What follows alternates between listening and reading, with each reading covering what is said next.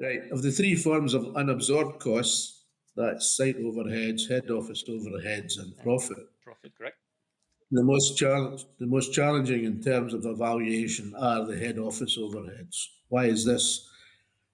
Basically, it's due to the complexity of separating individual contract costs from the overall cost of the head office operation. While some costs, such as insurance, bonds, securities, and the like, could be identified for a particular contract, the general day to day activities of the head office could well be spread across a number of other ongoing contracts. It should be noted that most often profit is co-joined to head office overheads in assessment of unabsorbed costs. In some contracts, they agree what the profit margin should be, around about 5%.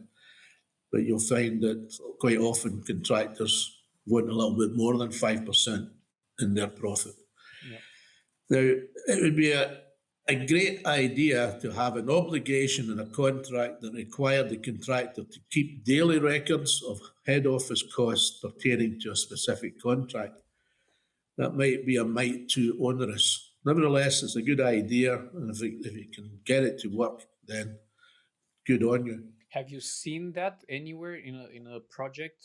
No, not personally. I haven't seen it. I haven't seen it at all. And it's onerous because it's another burden on the contractor within his administration to Keep track. keep track of it, set up a format for doing it. It'd be nice to happen, but I can't see it.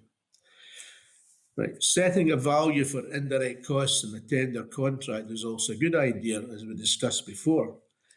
That basically puts another risk onto the contractor, and the contractor would have to evaluate that risk, and possibly it would reflect in his other rates for the work.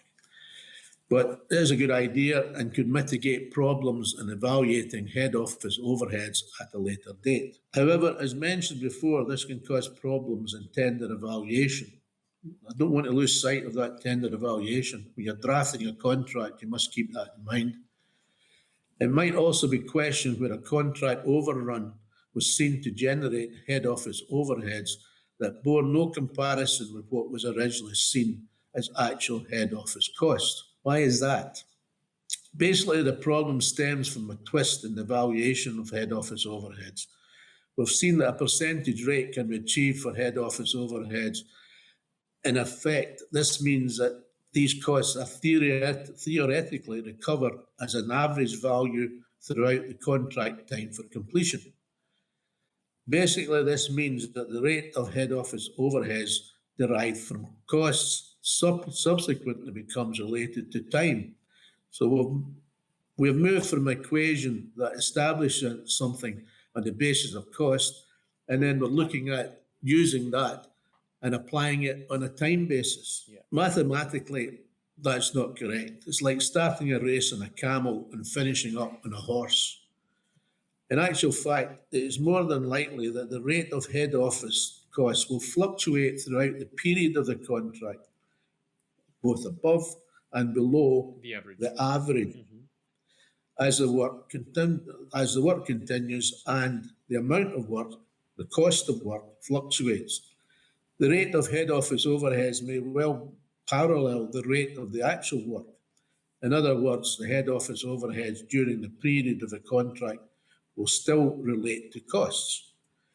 The problem arises when the valuation of head office overheads out with the original contract time for completion is derived from simply multiplying the head office rate by the extended time period. This is basically the approach followed when the Hudson formula is adopted to drive head office overheads. Fundamentally, it is wrong. The method is glaringly wrong in instances where the actual site costs and the extension period fall way below the calculated head office overheads. Mm-hmm. Now, I'm not exaggerating when I say that. I've been involved in situations where the contractor claims head office overheads, which are more than what his site costs are at that particular time. You know, if a Makes no sense. contract is run down and there's only a small amount of work to be done, Yeah. but for some reason or other, that work cannot be done until something outstanding is settled. So how do you address the valuation of unabsorbed costs arising in an extended period of a contract? An alternative that must be admitted a convenient method is to use what is basically an empirical formula, i.e. we've got something that is difficult to assess, but we can approximate to the cost if we use a formula. That's an algorithm in current day practice. Yeah. The efficacy of any formula depends on how close they can come to providing answers that are fair and reasonable. It takes the Hudson formula as one of these methods has been adapted for many years. It's out of interest, the Hudson formula comes from the book Hudson's Building and Engineering Contracts, originally written by Alfred Arthur Hudson, with later additions edited by Ian Norman Duncan Wallace. There are three good Scottish names for you. While the Hudson formula has been around since time immemorial, its use has been severely criticised to the extent that a number of alternative formulae have come on the scene. Now, we should never lose sight of the need to ensure that any derived value of unabsorbed costs must clearly demonstrate an acceptable level of accuracy. That obligation is backed by principles of prevention and mitigation.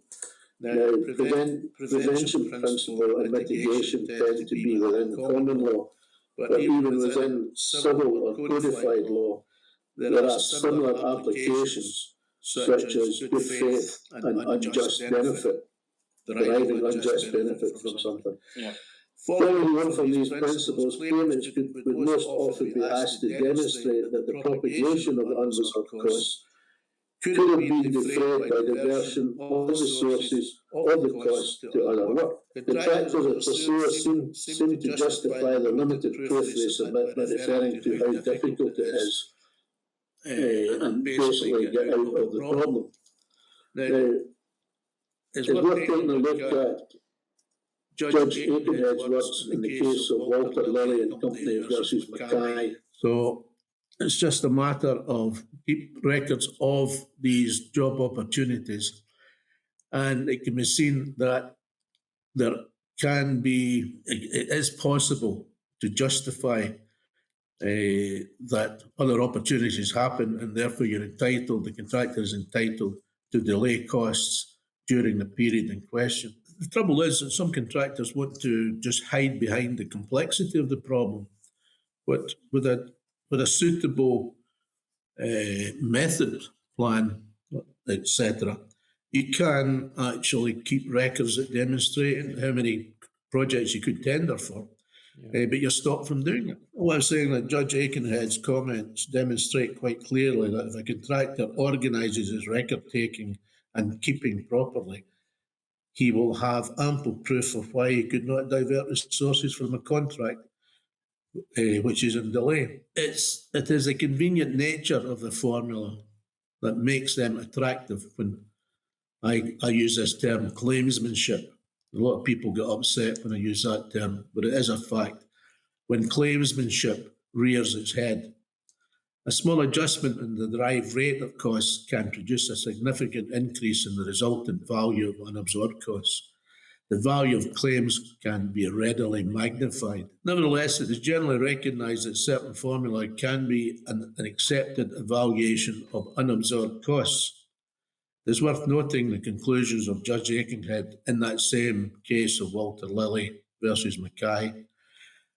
That's a contract that was under the JCT form. That's a UK form of contract. Paragraph 543 of his ruling, Judge Aikenhead draws the following conclusions on the matter of unabsorbed costs. Under A, he says, a contractor can remove head office overheads and profits lost as a result of delay on a construction project caused by factors which entitle it to loss and expense. Okay, that's that established. Under B, it is necessary for the contractor to prove in a balance of probabilities that if the delay had not occurred, it would have secured work and projects which would have produced a return over and above costs, representing a profit and/or contribution to head office overheads. That's what we talked about, having the need for a system in head office. Yep. The use of a formula such as Emden or Hudson is a legitimate and indeed helpful way of ascertaining, on a balance of probabilities, what that return can be calculated to be. It's not just a matter that these formulae are accepted. There are conditions that go along with their use. Yep. And finally, D, the ascertainment process under clause 26 of the JCT form does not mean that the architect, quantity surveyor, and indeed the ultimate dispute resolution tribunal must be certain that it is sure beyond reasonable doubt, that's in brackets, that the overheads and profit have been lost. He refers to Judge Lloyd QC in another case, which I haven't noted, was not saying that assessment could not be part of the ascertainment process. What one has to do is to be able to be confident that the loss or expense being allowed had actually been incurred, right? That's to be a fact that was incurred as a result of the clause 26 delay or disruption causing factors. Yep.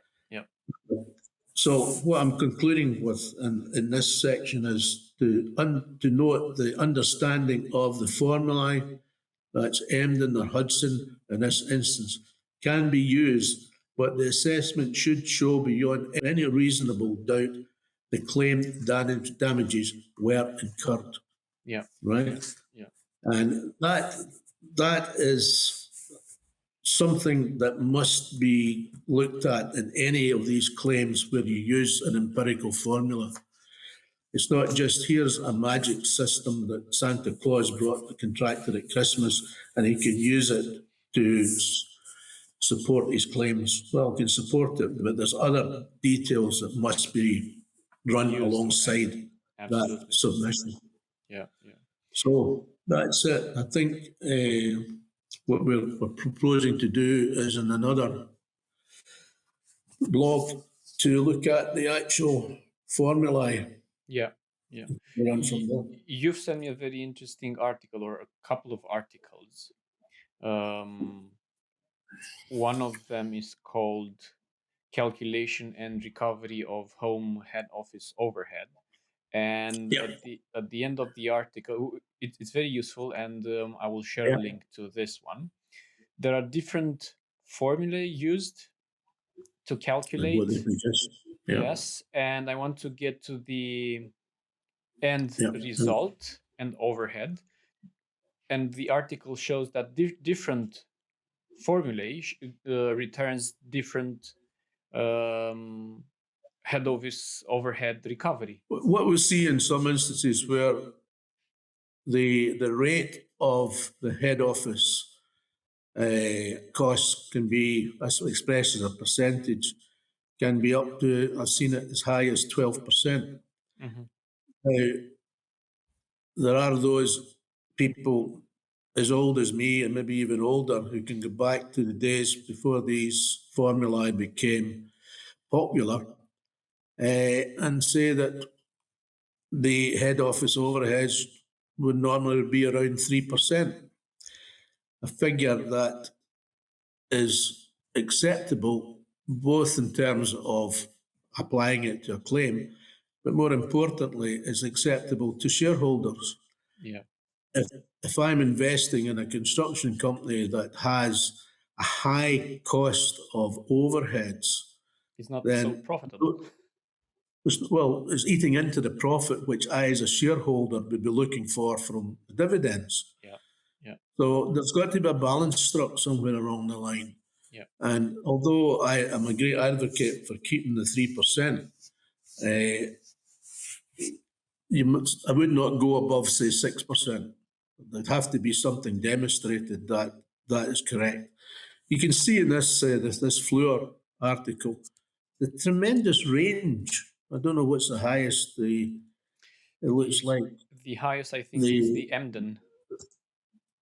Is it Emden the highest? Emden formula, yeah, with $4.3 million for this particular case. Oh yeah, down the bottom, yeah, 4.3. Yeah. That I don't know how you pronounce that. Ichlia. I don't know how it is. I don't even know which language it's coming from. But you can see the costs are ranging from 4.3 million, and there's one at 113,000. Yep.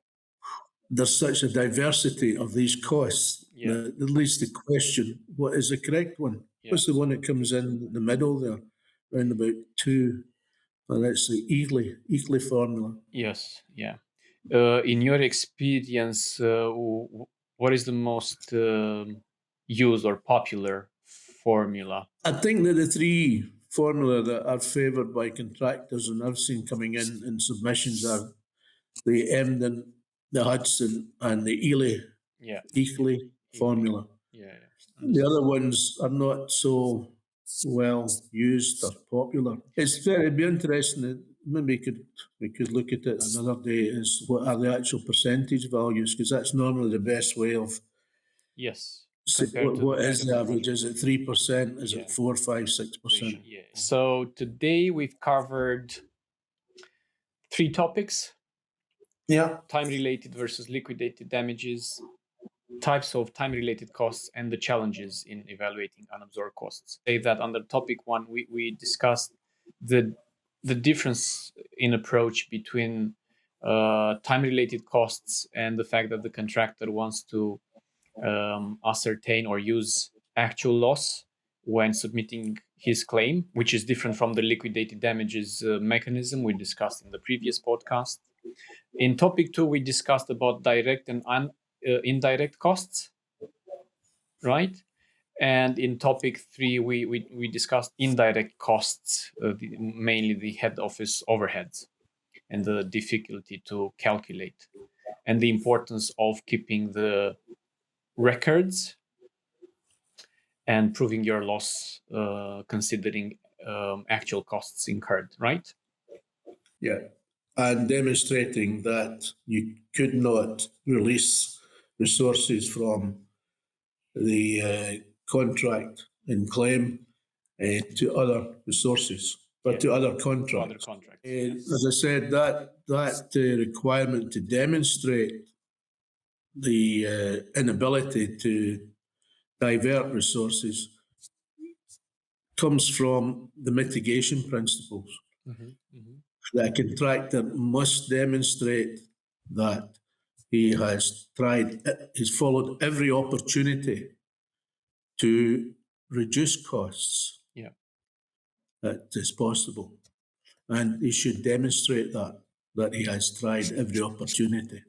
That certain opportunities were not available to him, i.e. shifting resources off-site. Hamish, thank you very much, as always. Yeah. Well, that was good. This was really good. Yeah. And it was amazing. I didn't fall asleep during the process. Well, it's early morning in Spain. It's quite late here in Singapore. Yeah. It's always nice to see you, Hamish. Let's keep in touch. And I think that's a wrap.